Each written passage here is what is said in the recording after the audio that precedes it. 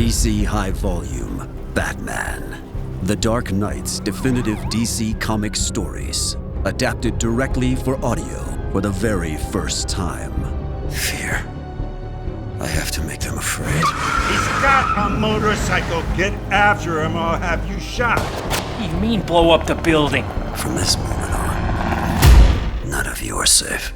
New episodes every Wednesday, wherever you get your podcasts. This is a Dynamite Network podcast.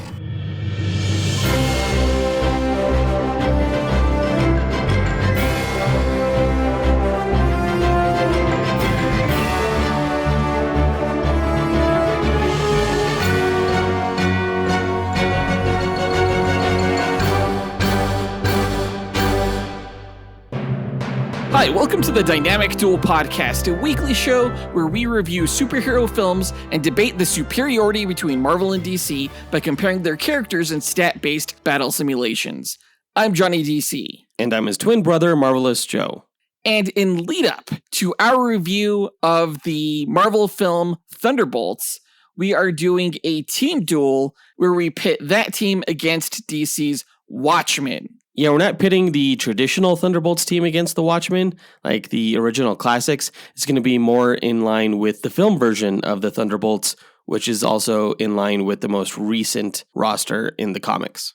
Basically, the idea here is that we have a bunch of street-level heroes and one super powerful character on the team to back them up. Yeah, Dr. Manhattan and the Sentry, respectively. Exactly. We'll be breaking down each team's histories and the rosters we'll be using later on in this episode. There's no comic book movie news this week, but as always, we list our segment times in our episode description, so feel free to check out the show notes if you want to skip ahead to a particular topic. Our artificially intelligent duel simulator, AJ9K, has a quick message for our listeners, so listen up. Why, hello there. Do you want even more from this podcast? Then become a part of the Dynamic Duel community on Patreon, where you can choose from 3 tiers. The Dynamic 2.0 tier gives you access to our Discord chat server, the Fantastic 4 tier gives you 2 bonus episodes each month, and the X-Force tier makes you an executive producer of this show. Lastly, the Dynamite Podcast Network tier lets you create your own podcast using this Monte Carlo simulator. Johnny and Joe will help you develop your show, provide graphic support and consultation, and get you simulation results. Pitch the twins your ideas via email at dynamicduelpodcast@gmail.com. Check it out at patreon.com/dynamicduel. Pip pip cheerio. Thanks, AJ9K, and thanks to everyone who supports the podcast, including executive producer Nick Abanto, who had a birthday recently. Happy birthday, man. If I could give you one gift from Marvel, it would be the power of the Sentry, but without the Void persona attached to it. Okay, and I'll do you one better. I will give you the power of Dr. Manhattan. Yeah, blue balls and all. Yeah, have fun with those. Happy birthday. Guys, be sure to tune into the other shows in the Dynamite Podcast Network this week, including the Console Combat Podcast, where hosts John and Dean simulate battles between popular video game characters. In yesterday's episode, they speculated on who would win in a fight between She-Hulk from Ultimate Marvel vs. Capcom 3 versus The Mask. Over on the Max Destruction podcast, hosts Scotty and Gilly pit their favorite action heroes from film and television against each other. They are on a brief season break currently, so now's the perfect time to get caught up with their past episodes. And on the Senjo World podcast, host Zachary Hepburn speculates on fights between fan-favorite anime and manga characters. On Thursday, Zach is going to reveal who would win between Sunraku from Shangri-La Frontier versus Kirito from Sword Art Online. We said that was going to be last week's episode, but Zach had to undergo surgery last week, so he wasn't able to release the episode, and we're wishing him a speedy recovery. Visit dynamicpodcasts.com or click the link in our show notes to listen to all the shows in the Dynamite Podcast Network. But with that out of the way, quick to the No Prize! A No Prize is an award that Marvel used to give out to fans. Our version, the Dynamic Duel No Prize, is a digital award we post on Instagram for the person that we feel gave the best answer to our question of the week. Last week, we asked you guys, what did you think of the Shala Ball Silver Surfer from the Fantastic Four First Steps official trailer? And we got 3 answers, so let's go over our 2 honorable mentions and the No Prize winner. Our first honorable mention goes to Cat Stevenson, who said, Hi guys, this is Cat Stevenson. I think that the Shala Ball in the Fantastic Four First Steps trailer while was a bold choice, I think will ultimately be positive. I think it'll keep the same people who have been consistently shitting on James Gunn's Superman away from the film and will help maintain positive audience reactions to the film. Thanks, guys. Yeah, I'm not quite sure what he was saying here in regards to the Superman film thing, but basically his answer was, it's a bold choice, Cotton. Let's see how the strategy pays off for them. What I took this to mean was that so many people are going to be distracted by the Silver Surfer that's going to be a positive for DC because they're not going to care if anything's wrong with that film because they're just going to be so negatively focused on Fantastic Four and Silver Surfer. No, he said it's going to be a positive outcome. Yeah, for DC. Oh. Yeah, I don't think that's what he meant. Well, that's what I heard. Good answer, Kat. Our next honorable mention goes to Gavin Troyer, who said, I don't care if Silver Surfer has boobs or a penis. I don't even care about bad CGI anymore. Truthfully, I don't really care about the Fantastic Four or Silver Surfer that much. But as long as the movie is good, it's good. And it doesn't really matter what the gender or how good the CGI is. Hopefully the movie is fantastic. And that's all it really needs. All the criteria it needs is to be fantastic. Okay, but what if the Silver Surfer had boobs and a penis? Well, like Kevin said, I don't think it would matter if the movie was good. If the movie's good, then, the sex of the Silver Surfer is probably going to be the last thing on anyone's minds. At the end of the day, I think people care more about the overall quality than any specific, genitalia detail. I don't know about that. I think I would notice silver genitalia. Great answer, Gavin. But the winner of this week's No Prize is Travis Herndon, who said, What's up, Dynamic Dudes? Travis here. So I'm fine with a female Silver Surfer. I mean, they've already established that this is an alternate universe compared to the main MCU universe. And usually when it comes to multiverses types situations, it's always the whole oh, hey, this character might be gender bend or this character might be race swapped. I mean, when you introduce the multiverse into your story, it's kind of expected. That's a great point made by Travis, and I think why this answer got the No Prize win. For this being the multiversal saga, as an audience, we've gotten very little actual multiversal content. And to quote The Vision, what is the multiverse if not interesting and bold casting choices persevering? Wait, what? I don't remember him saying that. I'm paraphrasing. Oh, okay. Well, I mean, Marvel does have a precedence for gender-bending characters in the multiverse. If you take a look at Captain Carter or Loki or even Lady Deadpool, we've seen gender-bent versions of heroes we know and love. And since this is a multiversal character, I could see how people could be a little bit more forgiving. That being said, I still stand by what I said last week. In that sense, Shala Bal is really the only seeming multiversal component of the Fantastic Four First Steps film, other than the time period. It would have been nice if Marvel chose to go with the Frankie Ray Nova Herald of Galactus instead. Yeah, 100% I agree with that. Well, congrats to Travis Herndon for winning this week's No Prize. If you, the listener, want a shot at winning your own No Prize, stay tuned until later on this episode when we'll be asking another question of the week. And now that that's done, on to the question of the week. Since this episode is a team duel between Watchmen and Thunderbolts, and since Thunderbolts is coming out this week, here's our question. For those of you who have seen both films, which was better, 2009's Watchmen or Thunderbolts, and why? Record your answer at dynamicduel.com by clicking on the red microphone button in the bottom right-hand corner of the screen, which will prompt you to leave us a voicemail. Your message could be up to 30 seconds long, and don't forget to leave your name in case we include you on the podcast. We'll pick our favorite answer and award that person a Dynamic Duel No Prize that we'll post to Instagram. Be sure to answer before May 3rd.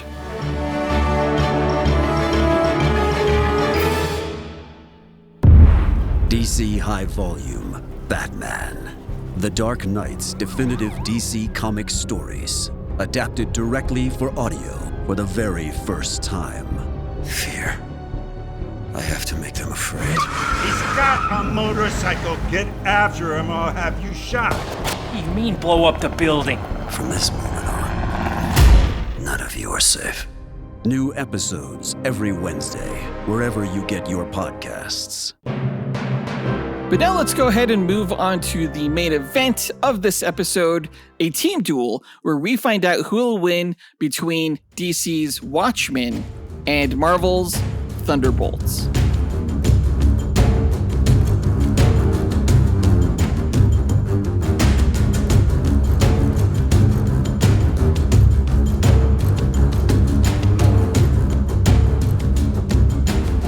Okay, Watchmen versus Thunderbolts. As we mentioned earlier on in this episode, this is really going to be a team of street-level heroes and one really superpowered character backing them up. As you may know, with the characters of Watchmen, none of them have superpowers except for Dr. Manhattan, since this is a world where people are essentially dressing up to play superhero rather than actually being a superhero. Yeah, and with Thunderbolts, if you watch the marketing for the upcoming film, Yelena Belova describes the team as a bunch of people who punch and shoot stuff, but then there's also the Sentry, who is on par with Superman, if not stronger. I'm really excited for this matchup. I never actually thought I would get to do Watchmen as a team duel. Watchmen is one of my favorite DC stories and highly praised as the greatest graphic novel of all time, so I'm super pumped for this matchup.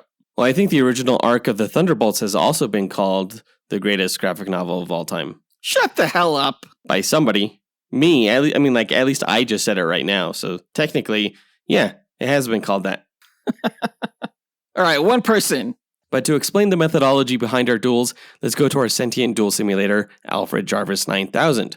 Agent 9K, tell our listeners how you go about determining a winner in our team duel matchups. Yes, of course, sir. The way I determine a winner between the two teams is by running 1,000 Monte Carlo simulations between every character on each team using their statistics. A Monte Carlo simulation is a probabilistic model used to determine outcomes through random sampling. In this case, I randomize the statistics along a normal distribution as a way to simulate the many variables that can occur during battle. The stat parameters are based on the official Marvel Power Grid, from which the DC characters' statistics are extrapolated. Additional stat categories are included such as range, damage potential, versatility, and perception in order to create a more detailed and accurate simulation. The results of the 49,000 simulations provide a percentage of wins for each character on both teams. The team with the higher average win rate is declared the victor, as they have a higher probability to win any given battle. In an equitable pairing, neither team should win 100% of the matches. The comic book stories have shown that there's even a way for Batman to defeat Superman, so the confidence rate of my method falls in line with the precedents that have been established in the source material. My mathematical simulations are without subjectivity or bias. Feats are not the sole consideration, nor are fan votes tabulated for determination of the winner. Thanks, AJ9K. Before we run the simulations, though, we like to break down each team's histories and rosters before improvising a scenario on how we imagine one of the thousands of simulations would play out beat for beat. And it's my turn to go first with the DC team's backstory, so let me tell you all about Watchmen. Now, in the alternate universe of Watchmen, the costumed adventurers first emerged during the late 1930s and early 1940s, beginning with the masked vigilante known as Hooded Justice. His brutal and mysterious activities against criminals inspired the formation of the Minutemen, a team of 8 masked crime fighters, including Silk Spectre, Captain Metropolis, Dollar Bill, Mothman, the Silhouette, Night Owl, the Comedian, and Hooded Justice himself. Though publicly celebrated, internal tensions plagued the group. After an attempted sexual assault by the Comedian on Silk Spectre was violently stopped by Hooded Justice, the Comedian was expelled from the Minutemen. Despite their colorful appearances, the members of the Minutemen harbored dark secrets and personal flaws, and the team eventually dissolved under the weight of scandal, tragedy, and infighting. Hooded Justice vanished without a trace in the 1950s, his ultimate fate never publicly confirmed. In the years that followed, new costumed adventurers emerged. Daniel Dryberg, inspired by the original Night Owl, adopted the same moniker and operated with high-tech gadgetry. Lori Yespechik, the daughter of the original Silk Spectre, reluctantly took up her mother's mantle as the second Silk Spectre. Edward Blake, the comedian, continued operating through government sanction, becoming a hardened and cynical figure who participated in the Vietnam War alongside Dr. Manhattan, who was formerly John Osterman. He emerged as the first being with true superhuman powers after a scientific accident disintegrated and reconstituted him as a blue-skinned being who perceived all of time simultaneously. Adrian Veidt, known as Ozymandias and renowned as the smartest man alive, rose to prominence with an image of altruism and efficiency, only to retire and channel his genius into business ventures. In the early 1960s, Captain Metropolis attempted to reunite the new generation of adventurers under a team called the Crime Busters.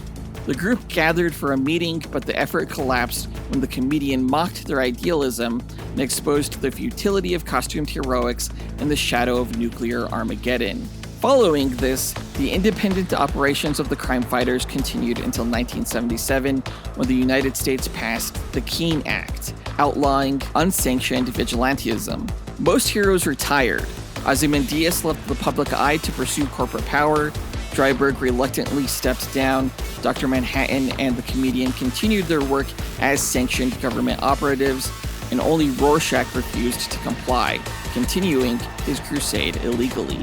In October 1985, Edward Blake was thrown from the window of his apartment in New York City. His death, initially believed to be an isolated homicide, drew the attention of Rorschach, who uncovered Blake's secret identity as the comedian. Convinced that someone was targeting masked heroes, Rorschach visited his former colleagues, Daniel Dryburgh, Laurie Uspechik, Dr. Manhattan, and Adrian Veidt. Though most of them dismissed his warnings, the seeds of suspicion were planted. Blake's funeral brought the surviving former heroes together. Dryburgh, Veidt, and Manhattan attended, each reflecting on their complicated relationships with Blake. Shortly after the funeral, Dr. Manhattan was publicly accused of causing cancer among his former associates. Shocked by the allegations and humanity's sudden rejection, Manhattan exiled himself to Mars. With the departure of their superhuman deterrent, the Soviet Union seized the opportunity to invade Afghanistan, escalating global tensions toward nuclear war. Veidt narrowly survived an assassination attempt, further convincing Rorschach that a conspiracy was afoot. Meanwhile, Laurie, disillusioned with her life alongside the increasingly detached Dr. Manhattan, grew closer to Dryburgh. The two eventually donned their costumes once more, rekindling their sense of purpose as vigilantes and rescuing residents from a burning apartment building. Their renewed partnership deepened into romance. Rorschach, continuing his investigation, was framed for the murder of the former villain Moloch and was captured by police after a violent struggle. In prison, he was subjugated to attacks from fellow inmates, but he defended himself with ruthless efficiency, culminating in a cafeteria scalding and the brutal murder of a crime boss. Meanwhile, Dryburgh and Uspechik, believing Rorschach's conspiracy theory had merit, executed a daring plan to break him out of prison during a massive riot. While Dryburgh and Rorschach investigated further, Dr. Manhattan transported Laurie to Mars. There, Laurie pleaded with him to save humanity from impending doom. Initially unmoved, Manhattan reconsidered after Laurie's revelation that she was the daughter of the comedian, the product of a complex and painful relationship between her mother and Blake. Seeing the improbability and beauty of human existence, Manhattan agreed to return to Earth. Their investigation led Dryburgh and Rorschach to suspect Adrian Veidt as the masked killer. Following a trail of evidence, they traveled to Antarctica to confront him in his private base, where Veidt revealed his plan: to save humanity from nuclear annihilation by staging an alien invasion that would decimate New York City. By uniting the United States and the Soviet Union against a perceived extraterrestrial threat, he believed he could avert global war. Veidt admitted to orchestrating the cancer scare to drive Dr. Manhattan away, staging the attempt on his own life to eliminate suspicion, murdering Blake when he uncovered the plot, and framing Rorschach to impede his investigation. As Dryburgh and Rorschach reeled from the revelation, Veidt disclosed that his plan had already been enacted. In New York, millions lay dead amid the wreckage caused by the appearance of the genetically engineered psychic creature, a colossal-sized squid, that was teleported into the city. News reports confirmed that the United States and Soviet Union had entered talks to unite against the supposed alien menace. Manhattan and Laurie arrived on Earth and traveled to Antarctica, confronting Veidt.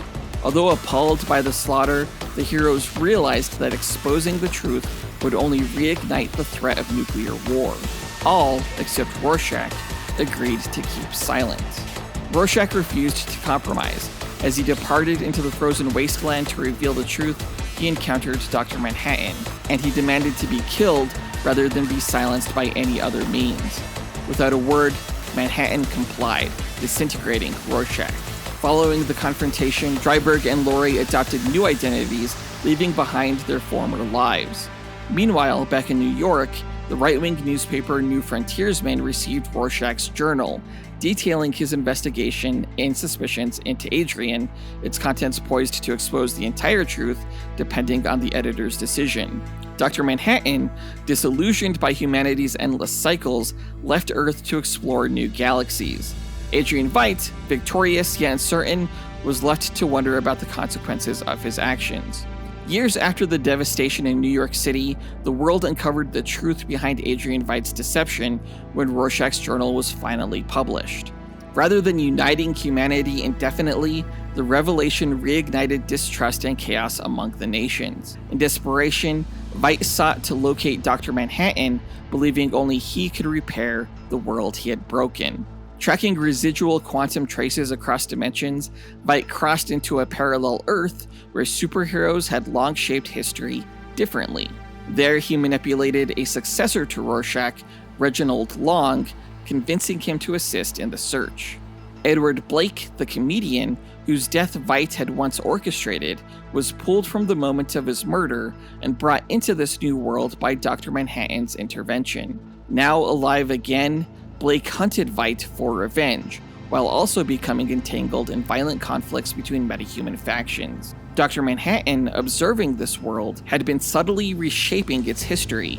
Intrigued by the resilience of its greatest hero, Superman, Manhattan had experimented with removing key figures and altering pivotal moments, shifting the emergence of heroes and the world's timeline. Yet despite his manipulations, Manhattan found himself unable to see beyond a looming confrontation with Superman, uncertain whether he would destroy this reality or be destroyed by it. Adrian Veidt, recognizing the instability Dr. Manhattan's presence created, attempted once more to engineer peace by igniting a global metahuman arms race and framing Superman as a threat. His plans ultimately unraveled as the truth surfaced, aided by heroes from this new Earth who resisted further deception. In the final confrontation, Superman's unwavering hope inspired Dr. Manhattan to abandon his cold detachment. Rather than destroy or dominate the world, Manhattan restored what he had broken, returning lost heroes to existence and ensuring the survival of those he had once endangered. Veidt was returned to his own world, exposed for his crimes, and imprisoned. Accepting that he had no place in this world, Manhattan entrusted his power to a child he had raised, a boy he named Clark, whom he gave to Daniel Dreiberg and Laura Yespechik to raise before Manhattan vanished from existence. Clark grew up to become the superhero known as the Watchman. And that's the full history of the Watchmen characters. Now for my 7-member Watchmen roster, I am of course going with the 6 main characters of the Watchmen story, including Rorschach, Silk Spectre, and the Comedian, none of whom have superhuman powers but are skilled fighters and possess various crime-fighting tools and weapons. Ozymandias, also included on this team, possesses near superhuman abilities as he is the most intelligent and most physically capable human man in existence. Dr. Manhattan, as my 6th member, is the powerhouse of the team, possessing omniscience and omnipotence, whom you can learn more about in our Dr. Manhattan vs. Molecule Man episode. For my 7th and final member, I decided to go with Hooded Justice, as he was the very first superhero in Watchmen comics and is an accomplished fighter and stealth expert. But who watches The Watchmen? Your mom? Yeah, I think she's seen that movie. You're right. You're right. I gotta say that the subsequent rebirth DC Universe aspects of these characters' history didn't really hold a candle to the original Watchmen story. No, and I don't think it really holds a candle to what they did with the Watchmen television series. In my opinion, that is the superior sequel to the Watchmen story, particularly when it comes to also the history of certain characters like Hooded Justice. But that's not comics canon. Yeah, if DC was smart, they would actually serialize the Watchmen television show from HBO, put it into a comic book format, and then make it an official sequel. It might be too late for that, but it's fine. Well, at least Marvel has the synergy going with this new team that's going to be in the Thunderbolts movie, but let me take you back to the beginning of their comic book history. The Thunderbolts were founded after a battle with Onslaught left the world without the Avengers or Fantastic Four. Seizing the opportunity, Baron Zemo assembled a new team of villains from the Masters of Evil group, now posing as heroes. Beetle, Fixer, Goliath, Moonstone, and Screaming Mimi, who adopted the new identities of Mach 1, Techno, Atlas, Moonstone, and Songbird. You can learn more about the Masters of Evil in their team duel against the Legion of Doom. The Thunderbolts debuted to public acclaim, even inspiring young heroine Jolt, who joined the team unaware of their deception. After the Avengers and the Fantastic Four returned, Zemo accelerated his plans, publicly exposing the Thunderbolts' true identities to destroy their chances at redemption and solidify their loyalty to him. Zemo attempted to enslave the global population with a mind control device, but the team, having genuinely embraced heroism, turned against him, freeing the mind-controlled populace. Zemo fled while the remaining Thunderbolts, now fugitives, struggled to earn back the trust they had betrayed. Veteran Avenger Hawkeye then joined and led the team, boosting their credibility. He convinced Mach 1 to serve jail time for past crimes, solidifying the team's commitment to change. Under Hawkeye, the Thunderbolts defeated the new Masters of Evil, gained a headquarters, and earned government support. After exposing Henry Gyrich's anti-superhuman conspiracy, they were officially pardoned. Later, during a battle with Graviton, several Thunderbolts, including Fixer, Jolt, and Songbird, were hurled to Counter-Earth, which was a parallel world created by Franklin Richards, the son of Mr. Fantastic and Invisible Woman.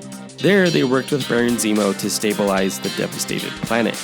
Meanwhile, Hawkeye formed a second Thunderbolts team to combat Crimson Cowl's forces. After various battles and the return of the original team from Counter-Earth, the Thunderbolts merged into one group. Zemo seized control, convincing some members to follow his vision of saving the world through domination. His Thunderbolts clashed with the Avengers and were ultimately defeated, fracturing the team.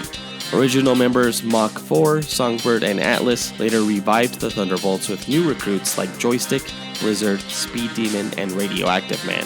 This era saw them battle against Hydra and the Purple Man, who tried to enslave New York. Zemo secretly manipulated events behind the scenes to prevent universal destruction. During the conflict over the Superhuman Registration Act, the Thunderbolts enlisted to capture rogue superhumans. Zemo added captured villains like Batroc, Taskmaster, Venom, and Whirlwind to his Thunderbolts army. Their true mission was to seize the Wellspring of Power, which was an unlimited energy source Zemo could harness through his Moonstones. However, Songbird betrayed him, shattering the Moonstones and banishing Zemo through time and space. Norman Osborn, formerly the Green Goblin, soon assumed leadership of the new Thunderbolts lineup. You can learn more about him in his duel against the Joker. Characters like Songbird, Moonstone, Bullseye, Venom, Penance, and Swordsman operated as a sanctioned strike team capturing unregistered heroes. Despite public success, internal betrayal and corruption riddled the team. Osborn manipulated events during the Skrull invasion, positioning himself as the national hero known as Iron Patriot. Under Osborn, the Thunderbolts became a covert assassination squad known as the Dark Avengers. New members included White Widow Yelena Belova, who's actually Natasha Romanoff in disguise, Ant-Man, and Ghost. Missions ranged from targeting Deadpool to seizing weapons from Asgard during Osborn's campaign against the realm after it manifested on Earth. After Osborn's fall, Luke Cage took over the Thunderbolts program. The team included Songbird, Mach 5, Ghost, Moonstone, Juggernaut, Crossbones, Hyperion, and Man-Thing.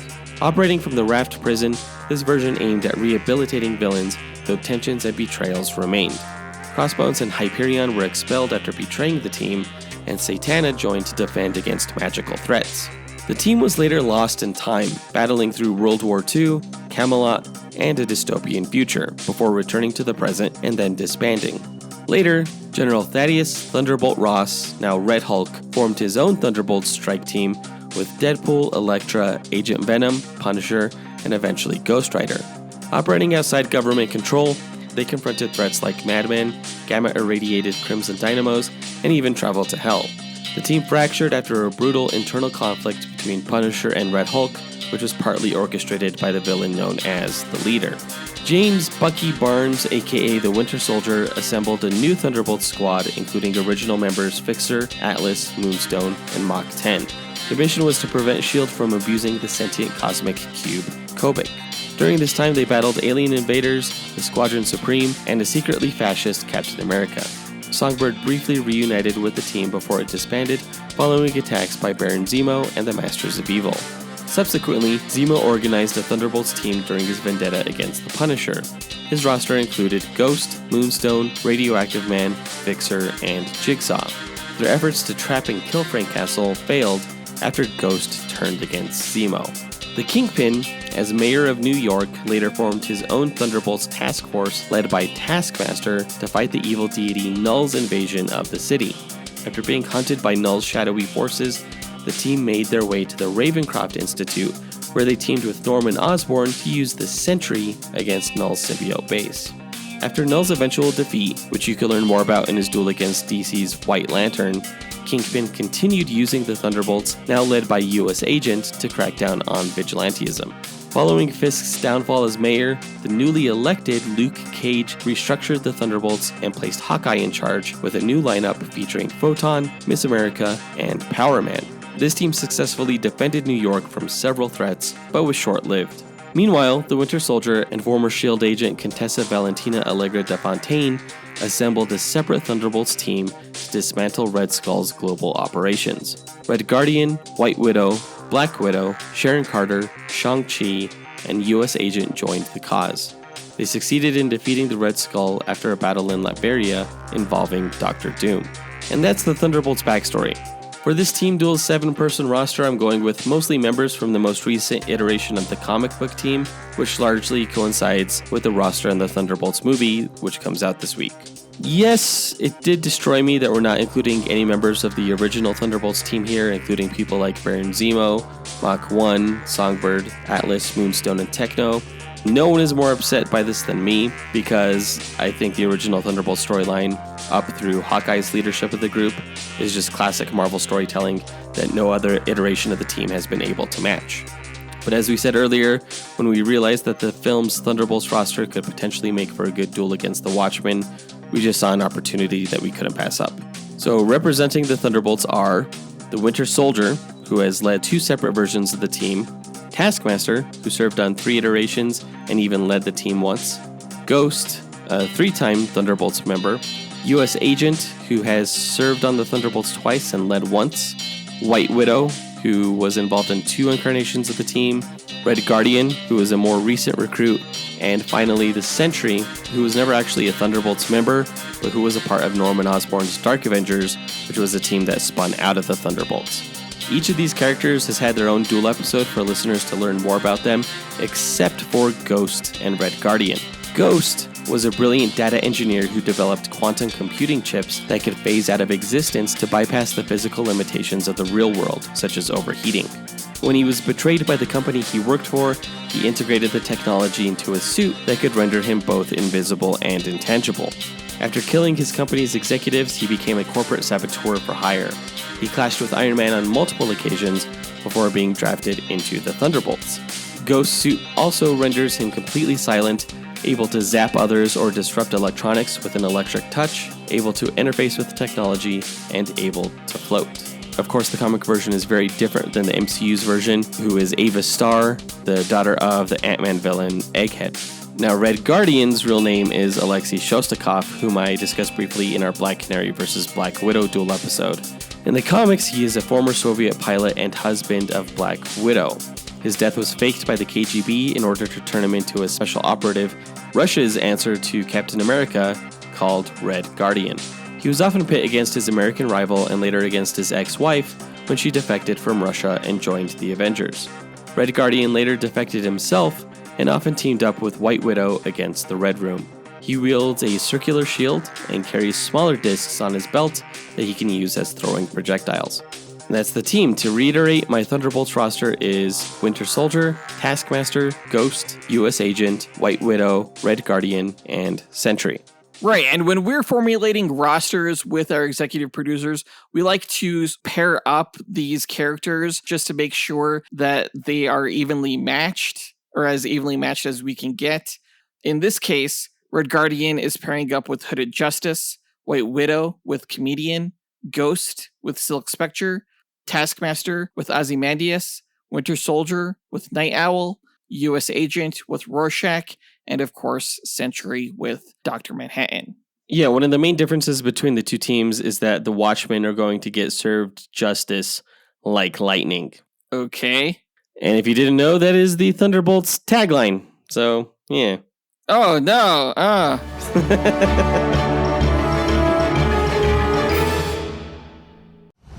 In a world where fantasies collide and heroes clash, one podcast network rises above the rest. Prepare yourself for the ultimate showdowns in comic books, video games, movies, and anime. The Dynamite Podcast Network presents Console Combat, where video game legends brawl every Monday. Dynamic Duel, where comic book titans smash every Tuesday. Max Destruction, where TV and action heroes battle every Wednesday. And Sendro World, where anime champions clash every Thursday. Join us as we speculate on the matches and, armed with the power of mathematical simulations, discover who will emerge victorious. Visit dynamicpodcast.com, where we settle the debate and settle the score. But now that we got the teams' histories and rosters out of the way, let's speculate on how one of the thousands of simulated matches will go. The winner is determined by simulations, not the speculation, but it's fun to imagine how the fight could play out. AJ9K, what are the rules of our speculation? Well, I should say there are no rules, other than the teams have no prior knowledge of the other going into the fight. All they are aware of starting out is that the other side is a threat that needs to be eliminated. For the speculation, the groups will begin approximately 50 meters apart in a nondescript environment that will have no bearing on the match itself, as no environmental statistics are considered in my simulations. The teams must earn victory on their own merit. All right, then, let's get into it. The Watchmen and the Thunderbolts meet on the battlefield. Which team goes first? Actually, I'm going to say that because Dr. Manhattan already knows how this match is going to play out and end, he's going to start by causing this colossal labyrinth of reflective glass and clockwork gears to rise up from the ground around them. And so now the teams have to fight through like this MC Escher-esque Hall of Mirrors. That's pretty cool. But the Thunderbolts are going to be like, what the hell is this? How is this fair? And like, why is that blue guy's dick out? And Red Guardian's going to be like, should I pull my dick out? And everybody's going to be like, that's gross. Don't do that. But I'm going to say the Sentry starts off by, he's just going to tear through the Clockwork Tower, like shattering some parts of it, melting parts of it down. So everything is basically falling apart around them. And as this glass structure gets torn down, Winter Soldier suddenly gets a clear shot with his sniper rifle through a hole in the glass, and he just shoots Comedian right in his side. Actually, though, that was just a reflection of the Comedian. So Winter Soldier really just shoots through glass, and now he's given away his location to the real Comedian, who returns the favor by launching a grenade from his rifle at the Winter Soldier, and that's going to cause his good arm to get blown right off. No, because as the grenade comes in, it's just going to bounce off of U.S. Agent's shield and blow up another part of the glass tower. I think by this point, like at least half of the structure is already gone. So White Widow grapples up to the highest point that's still around, and she's going to shoot down a gas pellet that covers Rorschach and Hooded Justice in tear gas smoke, and they're not able to breathe, and they're incapacitated. You literally chose the two characters who both have mouth coverings to filter their air. No, it would affect them more. I don't think it would. Oh shit, did I fuck up? Rorschach, he's going to see where the tear gas came from, and he's going to use his grappling gun to zip up to where White Widow is, at which point he's going to attack her with a broken shard of glass that he collected down below, and he's just going to slice right into her neck. There's no way. Like, White Widow is going to block this slash attack, and then she's going to punch Rorschach right in the face. And then she's going to look at his mask and she's going to be like, I think I see a bitch. And she's going to roundhouse kick him right off the glass tower where he lands on some spiky glass debris down below and dies. What? Damn. Okay. Well, he's probably going to call her a whore as he falls to his death. Right in front of Night Owl, who's like, no! And so he's going to grapple up to his Archie Owl ship and use its sonic emitters to shatter the glass tower that White Widow is in. So she also falls to her death. I thought I said that you couldn't use Archie in the course of this battle. I'm sorry, why? For the same reason I said you couldn't use the bug ship in the Blue Beetle Duel episode. And yet, I did. Okay. And it's not fair to do one and not the other, so suck it. Meanwhile, back in the match, Hooded Justice has Red Guardian pinned to the ground in a wrestling chokehold. Okay.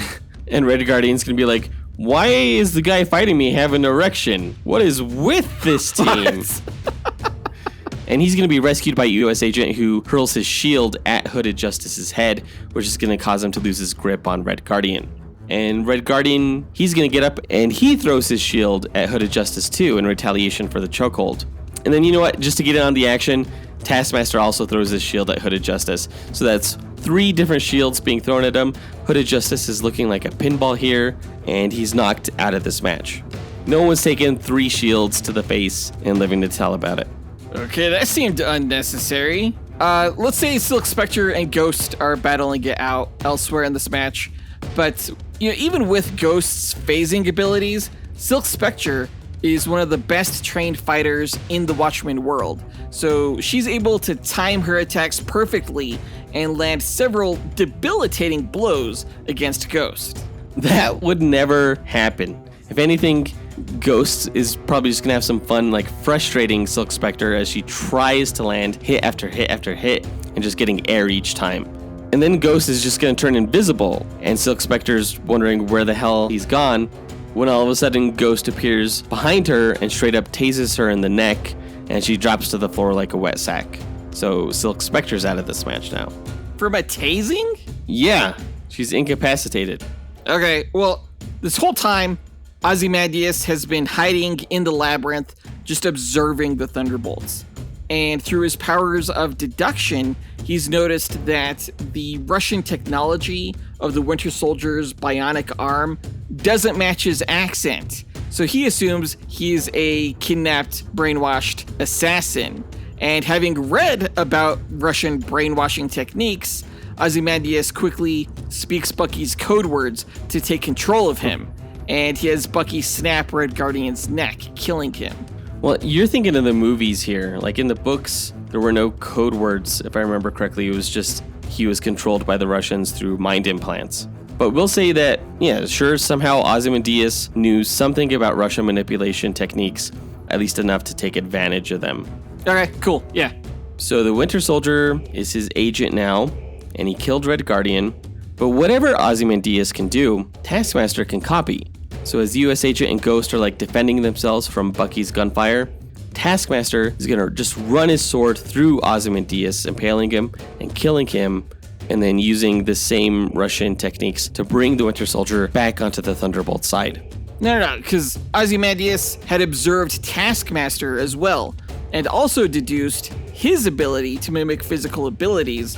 So as Taskmaster attacks him, Ozymandias just sidesteps and catches the blade of Taskmaster's sword between his palms, and with one fluid motion, Ozymandias disarms and impales Taskmaster on his own sword. Okay, wait. So you're telling me that Ozymandias not only still has Winter Soldier under his control, but he also just took out Taskmaster? That's right. Well, he's pretty dang strong. I'm gonna say by this point, Ghost has floated up to Archie, Night Owl's ship, and he uses his Ghost tech to shut down all of Archie's electrical systems. And Night Owl has no idea what's going on because Ghost is invisible and inaudible. So Night Owl ejects from the ship as it falls from the sky, but Ghost manages to steer it right into Ozymandias, who's like, oh shit, I didn't see this coming, and then he gets flattened into the world's smartest pancake. Okay, sure. Night Owl, he's gonna glide down from the sky silently, and he aims right for US Agent, doing a gliding double kick right into his spine, causing US Agent to topple forward. And Night Owl's quickly gonna follow up by hurling a crescent blade right into US Agent's neck. No. Not only does US Agent block this crescent blade with his shield, he's gonna rush over and then straight up shield uppercut Night Owl's head right off his body, because, he has like 10-ton level strength. What the heck? All right, well, this is when US Agent suddenly gets hosed down by the comedian's flamethrower, just setting him ablaze. And while US Agent is dying, comedian turns his attention to Winter Soldier, who's coming out of Ozymandias' brainwashing, all confused, and the comedian snipes him right in the head. No, I think Winter Soldier's less confused than you think. Like, he snaps out of Ozymandias' brainwashing and straight up catches comedian's bullet with his metal arm. And then, without missing a beat, with his other arm, he just flings a throwing knife that thwacks right into comedian's forehead. Dude, I said comedian sniped him. He was far away. Winter Soldier could throw a knife that hard, that fast, that far? Yeah. Okay. So, what? All I have left is Dr. Manhattan. Mm-hmm. Oh no. Whatever. Psych! Dr. Manhattan is going to split himself into 3 duplicates. And one's going to teleport over to Ghost and turn him into steam. And another one's going to go to US Agent, just turn him to Mercury. And the third one, he's going to teleport over to Winter Soldier and turn him into snowflakes. Wow. Boom. Easy peasy. And then he's going to re-merge into one giant being that's going to snatch the Sentry right out of the air. And, maybe taking a second to study his photosynthetic physiology, he's just going to straight up turn him into a black hole. Match over. I win. Okay, I'm going to say that Dr. Manhattan meant to turn Sentry into a black hole. But what he actually accidentally did was bring out the Sentry's void persona. So this black hole that Dr. Manhattan created, it actually develops this dark smile and shoots out a bunch of dark tendrils that embed themselves into Dr. Manhattan. And they just explode him like a nuclear bomb. No, Dr. Manhattan would have seen this coming, though. No. Because there were tachyons, right? Created by the mini black hole that was actually the void. And then when Dr. Manhattan exploded like a nuclear bomb, there were tachyons and, all the science stuff. So he couldn't see it. Sorry. You're just saying words, okay? Actually, you know what? There was a nuclear bomb explosion. So as the void's embedding itself in Dr. Manhattan, let's say suddenly this bright light crackles between them, just as a massive alien squid suddenly explodes onto the scene, not only blowing up the Void and Manhattan, but also invading their minds with disturbing psychic energy that literally shatters their minds. And how did this happen? When Ghost crashed Archie into Ozymandias, at the last second, he leaped through one of Archie's giant eye windows, and then he rewired and rebooted the ship's technology to send a signal back to Vite Industries, inputting coordinates for where his squid alien should appear and detonate. He probably knew he wouldn't survive the explosion, but he knew that Dr. Manhattan could by reconstituting himself afterward, giving his side the win. Except you know that the Sentry would also regenerate from this, not just Dr. Manhattan. So that would have worked. Yeah. Okay, well, Dr. Manhattan would regenerate first, so we still win. I don't think so, but we can go ahead and leave the match there. Either Dr. Manhattan regenerates from Ozymandias' giant squid explosion first, or the Sentry regenerates first. Let's go ahead and find out which scenario happens by inputting the stats on these teams, running their simulations, and coming back with the winning team. AJ9K, hit it! Inputting data, running calculations, processing results, simulations complete. All right, this is quite the fun pairing, mostly because putting in the stats for the more street level characters was funny compared to the more god level power characters. Yeah, it was not even close. Dr. Manhattan won a whopping 97.8% of his matches against the entire Thunderbolts team. Yeah, it was funny because it's rare that we ever get a 0 win rate percentage, but it happened for the first time in the course of this match. There were several Thunderbolts characters who literally stood a 0% chance of defeating Dr. Manhattan. Yeah, he was by far the most powerful character on either of our teams. Now, the Sentry, obviously, was your most powerful character. Yeah, and there were some Watchmen characters that the Sentry beat like 99.9% of the time. So his overall win rate ended up being 84.3%. It would have been damn near close to 100 if it wasn't for Dr. Manhattan. It was interesting seeing how the overall stat categories compared across each team, especially with things like evasiveness. Like the Thunderbolts were way more evasive than the Watchmen, largely because US Agent has a shield, Taskmaster has a shield, Red Guardian has a shield, Ghost is fucking intangible and invisible. So the Thunderbolts just dominated in that category. Yeah, the only stat where the street level Watchmen characters really shined in was fighting skill. They're all pretty good fighters. And next to Dr. Manhattan, my most impressive character was actually Night Owl. I thought it was going to be Ozymandias, but with the Archie Owl ship, that really leveled up Night Owl in terms of his stats. I mean, yeah, the Watchmen were good fighters, but the Thunderbolts were also really good fighters. That's fair. And you guys were also much more versatile than the Watchmen as well.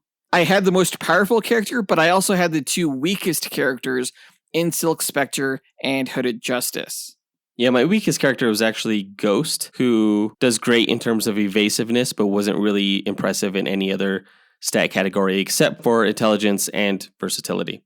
Yeah, Ghost as your weakest character had a win rate of 36.5%, whereas my lowest win rate of 14.6% belonged to Silk Spectre. So we got a nice little trade-off here going, basically.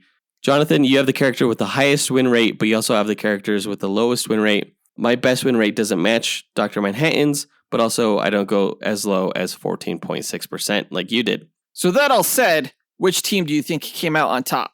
Well, it's kind of hard to say. I think it's going to be the Thunderbolts, because even though Dr. Manhattan is statistically better than the Sentry, I think that the rest of the team is far superior to the Watchmen. Although Instagram does not agree with me, in the poll that we put up prior to recording this episode, 69% of the poll takers sided with the Watchmen.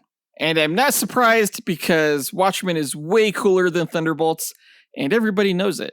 But did Watchmen get the win? AJ9K, the results, please. Here you are, sir.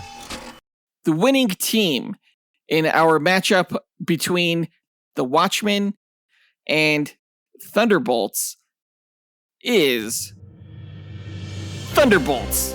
That's right. What did I say? Justice. Like lightning.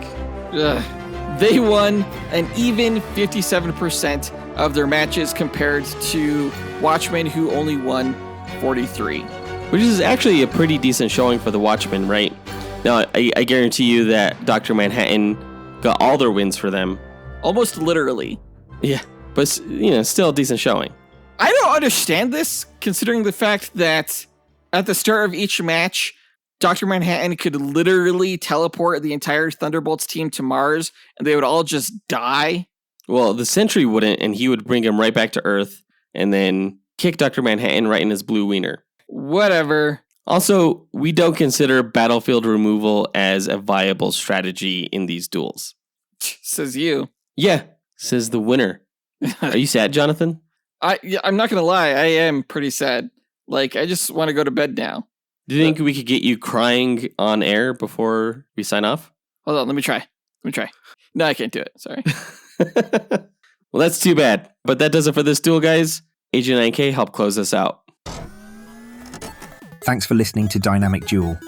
Visit the show's website at dynamicduel.com and follow us on Instagram at Dynamic Duel Podcast. You can support the show on Patreon at patreon.com/dynamicduel and joining a tier that works for you, or by rating and reviewing Dynamic Duel on Apple Podcasts, Spotify, Podchaser, or on our website. Don't forget to listen to the other shows in the Dynamite Podcast Network, including Max Destruction, Senjo World, and Console Combat.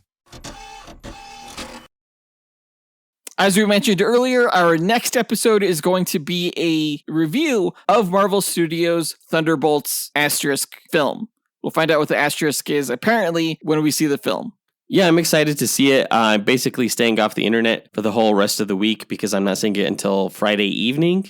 And I know there's going to be spoilers galore out there, so...